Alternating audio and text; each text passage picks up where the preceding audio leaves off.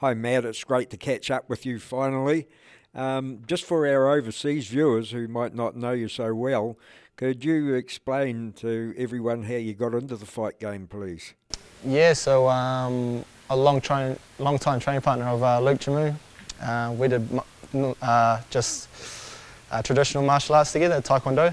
So we did that for a good sort of 10 years, and then progressed through that. We just started doing a little bit of kickboxing fights, and then that ventured into MMA itself. Yeah. What age were you when you had your first kickboxing fight? I think I was 16. Yeah. And when you made the switch? I think I was 19 when I had the first MMA fight. Yeah. And where did you have that? That was a local show.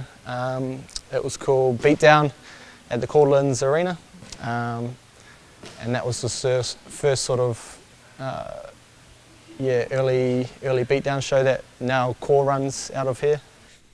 And can you remember what year it was? It's going back a bit, 2014 maybe.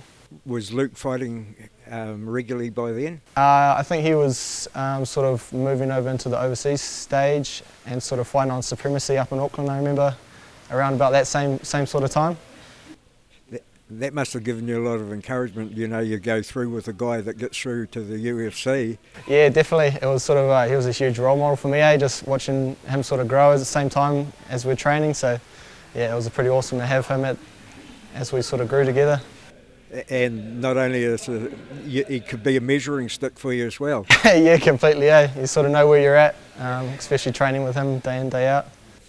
And you've fought internationally. When did that come about?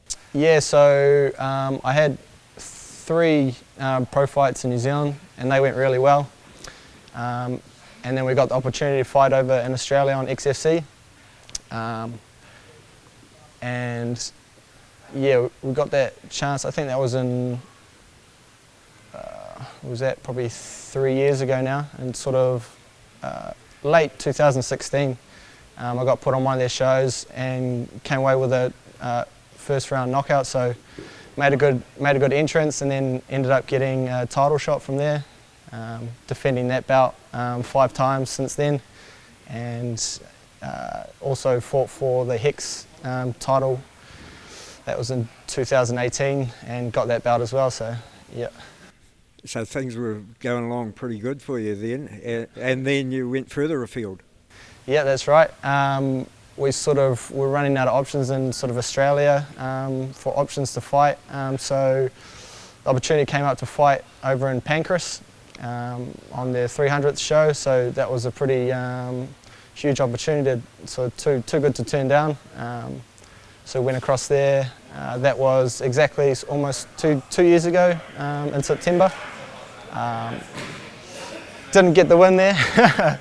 But it was a huge learning experience there, but it wasn't much in between to get the win, so we're definitely on the right track. And when did the injury come about? Because you've been on the sidelines for a while now. Yeah, so that was pretty much as soon as we got back from Japan. It was just in sparring. I just broke my hand pretty much the end of that year, and it's just been. We just took it real slow to heal it. Just gave it full rest day because they're real easy to refracture again. So yeah, it's almost been 2 years now. So everything's perfectly healed up and finally fit and ready to get back in there. How long have you been training? I pretty much trained the whole way through, so I never really stopped. It's just obviously just with a broken hand you can only do so much. So we're working on other things that. So it's been kind of good. I've had that time to sort of benefit working on other areas I normally wouldn't. And what would you say was your strongest, because you come from the striking background, like all of our good fighters basically? Yeah, it runs through the blood in New Zealand, I think, that's sort of that's what I prefer in MMA as well, sort of the striking, a lot more dynamic, but there's a lot more to the ground game, but I prefer to keep it standing, but you've got to be ready for everything else at the same time. So. And how far are you away from a fight? So at the moment I'm pretty much good to go, so we're looking for matches hopefully in September. So it's going to be almost 2 years perfectly on the dot between my last fight.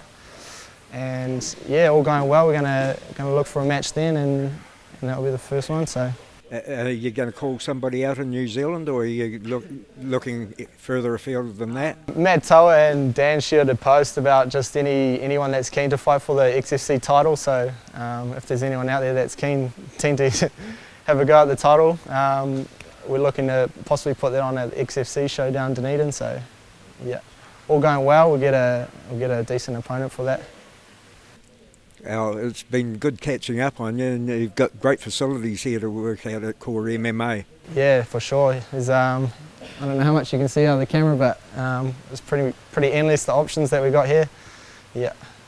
With so many fighters coming out of New Zealand and doing well in the UFC, that's your ultimate game, obviously. Yeah, it sort of, for me it started off, I never really thought I'd even fight overseas, to be honest. And then I sort of started fighting in Australia and it went so well. And I think your ultimate goal just keeps just pushing on itself, so you never really have a limit of what you ultimately want to achieve. But for me now, it's sort of like the UFC, and then from there, ultimately to become world champion. So yeah, the stigma of we're only a little country, and that's a big world stage. That's all gone now. That's all gone now, especially with what the boys have done, like up at City Kickboxing and that, have just absolutely taken over. So. There's no more, no more looking down on New Zealand. It's definitely a big threat. Oh well, we can't wait to see you in action in September, mate. And wish you all the best. Awesome, thanks for that. No Cheers. worries. Cheers, man.